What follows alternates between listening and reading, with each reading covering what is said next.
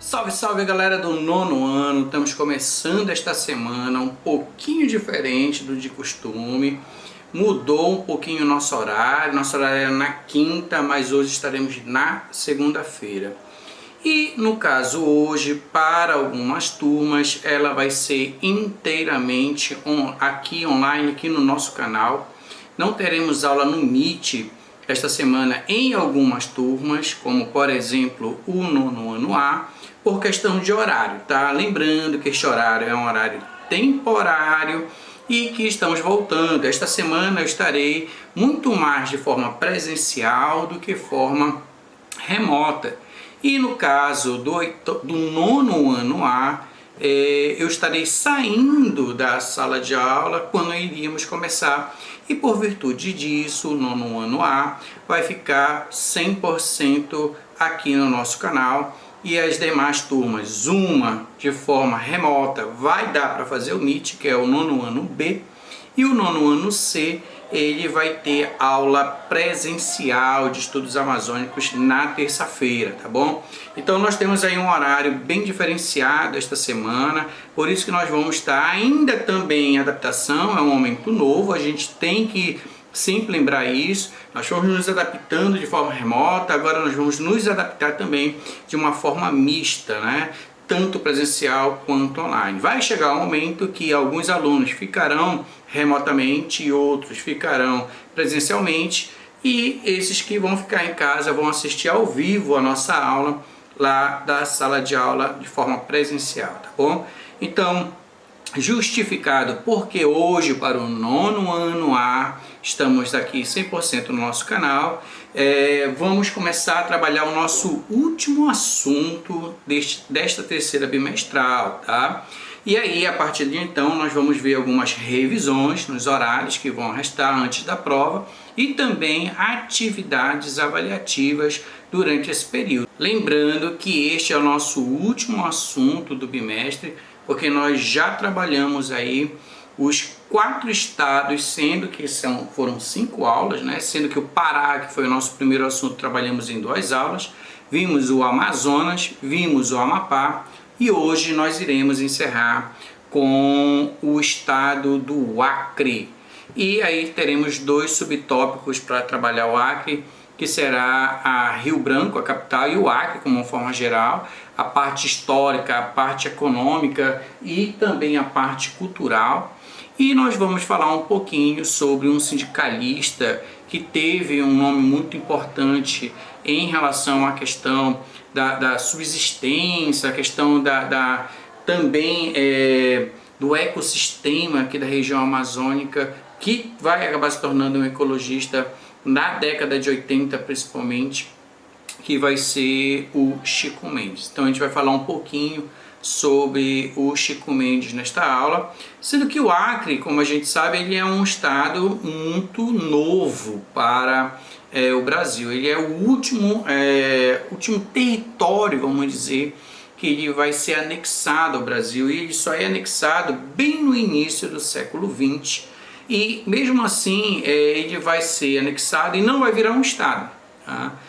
Vai ter um processo aí, que vai ser um processo de uma revolução acreana, que vai ser um conflito armado, inclusive, contra a Bolívia, porque o Acre era Bolívia, até então era um território boliviano, e foi, por muito tempo, desde o período da borracha, o local que acaba se tornando, então, depois território brasileiro, que tinha a maior produção de látex. E é exatamente no boom da borracha, que é a virada do século XIX para o século XX, que alguns colonos portugueses, mais notadamente a família Maia, chega na região, acaba formando ali os primeiros seringais, tanto de um lado da margem esquerda quanto da margem direita do rio do Acre, né? Então você vai ter, por isso que daí também vem esse nome, acaba se originando desse nome, e aí você tem então outros brasileiros acabando indo para a região, migrantes indo para a região,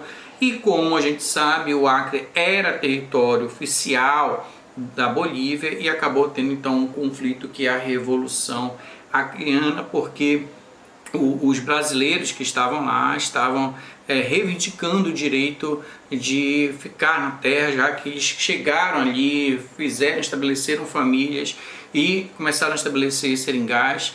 E aí então acaba que o Brasil resolve isso depois de todo esse conflito, comprando essa faixa de terra que é o Acre. Então se resolve na virada do século XIX para o século XX. Já era o período republicano, quando o Acre então ele é anexado ao Brasil, e obviamente além de pagar, além da República do Brasil pagar pelo território que é o Acre, também tiveram alguns outros acordos ali com a própria ferrovia que estava sendo construída, que é a ferrovia Madeira-Mamoré, porque também a Bolívia viu ali a possibilidade de ter uma saída para o mar, já que a Madeira-Mamoré ele viria do Acre até chegar aqui em Belém, e aí então teria uma saída para o mar, escoar a produção até da borracha, que a Bolívia também ela vai ser uma grande produtora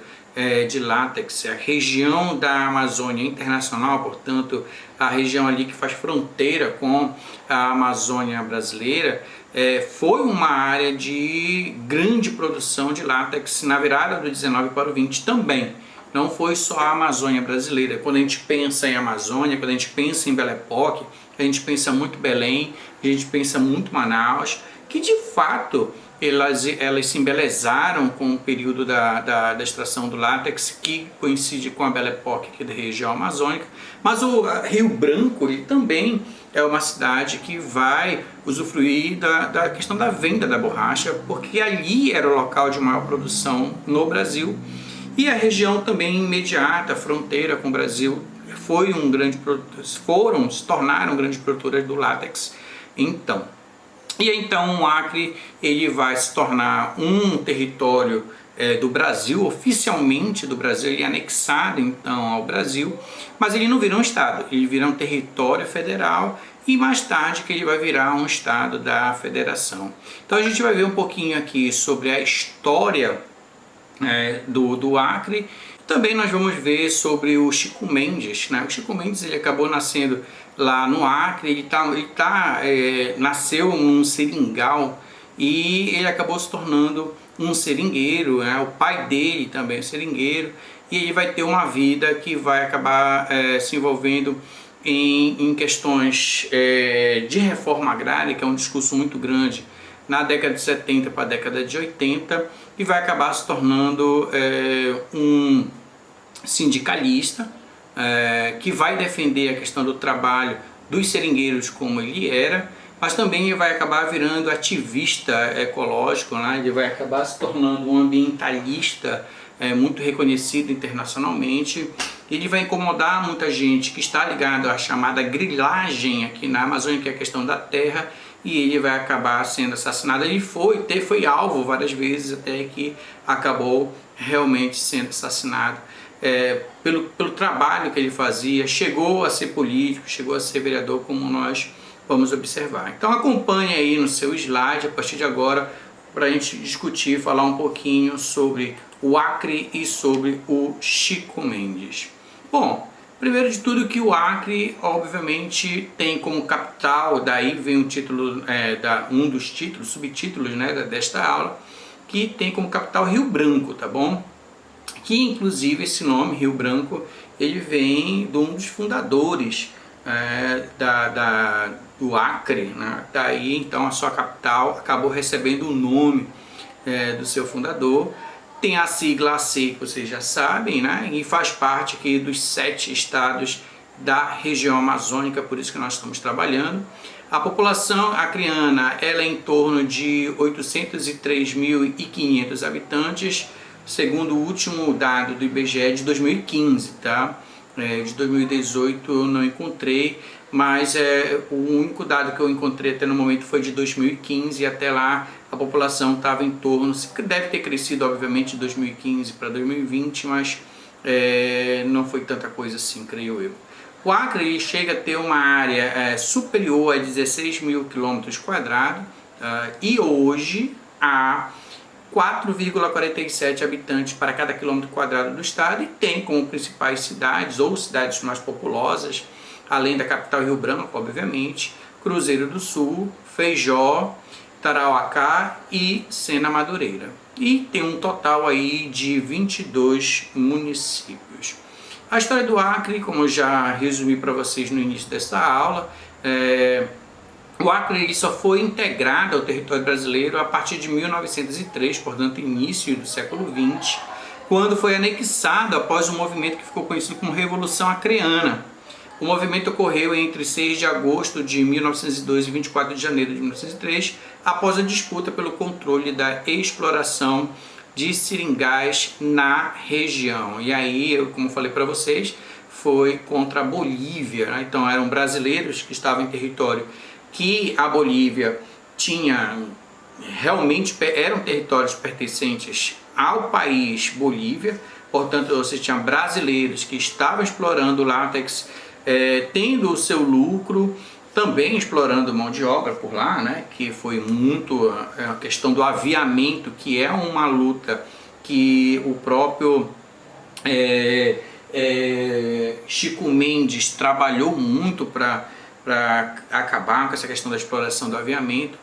Também era contra os brasileiros que estavam em território boliviano, e acabou que os brasileiros que estavam no território que hoje é Acre, e que na época era Bolívia, oficialmente no território boliviano, acabou vencendo ali, e aí vem então acordos do governo brasileiro com o governo boliviano, e o governo brasileiro, portanto, acabou indenizando a Bolívia, pagou, né, comprou o território que hoje é o Acre, e então em 1903 que ele é anexado ao governo. Em 1912 o Acre foi decretado território federal e o controle era exercido por um governador que não era eleito pela população, ele era nomeado pela presidência da República. O governador do território federal sempre era escolhido pelo presidente. A gente já estudou o Amapá, ele passou pela mesma situação. Quando o Amapá se emancipou do Pará, ele também se tornou um território federal e posteriormente um estado. A mesma coisa foi o Acre. O Acre em 1912 se tornou um território federal que tinha um governador, mas era escolhido pelo presidente, e somente em 1962 que o Acre ele passou, se tornou na verdade um estado. Ele vai para a condição de unidade da federação, portanto ele se torna um dos 27 estados como nós temos hoje, né? Bom, em relação à economia, o Acre ela é baseada na exploração de recursos da floresta, principalmente de um fruto muito conhecido nosso que é a castanha do Pará atualmente, né? Que alguns locais insistem em chamar de castanha do Brasil. O Japão já tentou até mudar o nome também para castanha não sei o que, mas a gente sabe que a gente está falando aqui da castanha do Pará. Os castanhais também na região amazônica sempre foi um produto muito importante. O látex, antes do látex, a castanha do Pará já era um produto do extrativismo muito forte. Aumentou a questão do látex na virada do 19 para o 20. O látex entra em declínio e a castanha continuou. Vai ter um segundo boom da borracha devido à Segunda Guerra Mundial e a castanha continuava lá.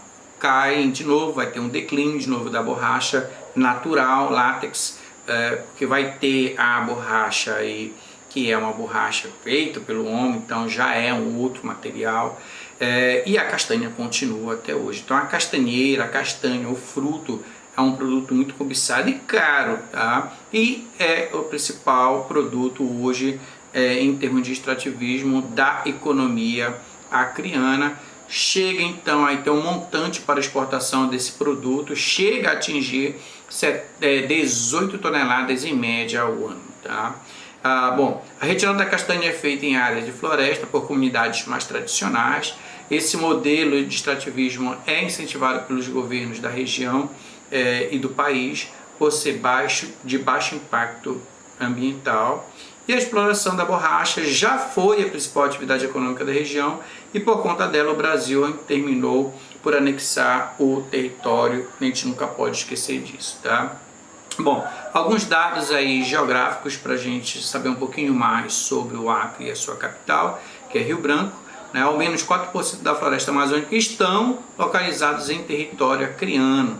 É bom a gente sempre lembrar disso. O território, por estar em área de floresta, ele é marcado pela abundância de rios, cachoeiras, corredeiras e muitas quedas d'água. Os rios são mais importantes via de transporte da população local e os principais são o rio Tarauacá, Purus, Gregório, Envira, Acre e Juruá. O clima é equatorial, como é o clima de toda a Amazônia, que é quente e úmido aí, e o período de maior precipitação está compreendido entre outubro e maio, que é o período das chuvas. Os meses mais secos são junho, julho e agosto, ou seja, o Acre ele segue o mesmo tipo de clima dos demais estados aqui que compõem a região amazônica, os 7 estados que compõem a região amazônica, 100% aqui na região norte, tá? Em termos culturais, o Acre é diretamente influenciada pela diversidade de indígenas que habitam a região. Há 14,4 mil representantes de 7 povos indígenas vivendo entre 13% do território acreano. E aí tem aí os principais, né, que são nomes indígenas bem complicados de falar. Aí você pode ver aí no slide, né, Kaxinawá, Cataquiná, e assim vai, Arauná, Jaminauá, e aí você tem vários, são do tronco linguístico Arawak e Pano, né? É bom a gente sempre lembrar disso. E a influência indígena é observada no modo de vida, na economia, na alimentação, tá? É um complexo conjunto cultural observado também nas demais regiões brasileiras, que exibe um ponto aí para os europeus, como mostra aí o slide. E no Acre, contudo, onde ainda habitam os chamados povos tradicionais de floresta, os saberes da medicina, das rezas e das festas é latente, como muitos interiores aqui da nossa própria região, então não é muito diferente aí, tá bom? Para a gente começar a encerrar a nossa aula de hoje, é bom lembrar que lá no Acre vai nascer Francisco Alves Mendes Filho, que é mais conhecido como Chico Mendes, que vai ser um homem que vai ser conhecido de forma internacional. Ele já tem uma ação no Acre desde a década de 70, o auge vai ser na década de 80, tá? do próprio, de toda a discussão que ele vai fazer da questão ecológica, que vai ser muito forte, tá? Na década de 90, a questão da ecologia, ela explode. E antes da Eco 92, que vai ser assim, um momento para se discutir sobre ecologia global, o Chico Mendes, desde a década de 70 e principalmente na década de 80, ele já falava da questão de guardar, de preservar a natureza e da reforma agrária, a necessidade que grandes terras estavam em mãos de um pequeno grupo de pessoas e grande grupo de pessoas sendo exploradas, tendo que trabalhar essa terra através da questão da exploração das seringueiras, tá bom? Então, Chico Mendes ele acabou nascendo num seringal, que foi o Seringal Porto Rico, que é localizado na região do Chapuri, lá no Acre. Foi um ambientalista, sindicalista, ativista político e seringueiro. E era trabalhador. Você pode pesquisar aí fotos do Chico Mendes, você não vai ver Chico Mendes em locais chiques. Ele vai estar lá no meio da mata, a própria casa dele era uma casa simplérrima, na parte da periferia dos bairros lá do Acre. Foi militante da reforma agrária e da conservação do meio ambiente, além de fundador de reservas extrativistas não predatórias. Chico Mendes foi assassinado por donos de terras opositores à sua luta, tá bom? É bom a gente sempre lembrar disso. A vida política dele, ele chegou a ser eleito vereador em 1977 pelo Movimento Democrático Brasileiro, o MDB. mas ele se fortaleceu mesmo, se ligando ao Partido dos Trabalhadores, que é o PT, que chegou a ajudar a fundar, tá? Mas ele tentou outros cargos acima de vereador, mas ele não conseguiu, porque a sua luta mesmo era a luta para a preservação das seringueiras, né? Ele acabou conhecido mais sobre as matas e a respeito da importância da conservação ambiental para a sociedade do que um político propriamente dito, tá? E com isso o ativismo ambiental intensificou e sua luta como sindicalista e ativista foi muito grande, a ponto do próprio Chico Mendes acabar sendo assassinado por conta disso. Então, Chico Mendes ele foi morto em 22 de dezembro de 1988, no quintal de sua casa, enquanto saía para tomar banho em um banheiro externo. O ativista foi atingido por tiros de escopeta disparados por Darcy Alves, o qual cumpria ordens de seu pai, Darcy Alves, grileiro da região, tá? De terras da região. Mas o legado do Chico Mendes ele está até hoje, tá? Chico Mendes lutava por uma reforma agrária que possibilitasse ao extrativista e seringueiros a geração de renda sem a devastação da floresta, resultando no uso sustentável dos recursos. Em 1985, mais de 100 seringueiros criaram o Conselho Nacional de Seringueiros, entidade representativa que teve como proposta a fundação de reservas extrativistas. Esse é um legado muito importante do próprio Chico Mendes, tá bom? Então, hoje nós vamos encerrando a nossa aula aqui pelo canal, tá? Este é, lembrando, o nosso último assunto do terceiro bimestre. As próximas aulas serão aulas de revisão e também vamos começar a aplicar os primeiros testes avaliativos. Então, ficamos hoje por aqui. Até a próxima. Fui!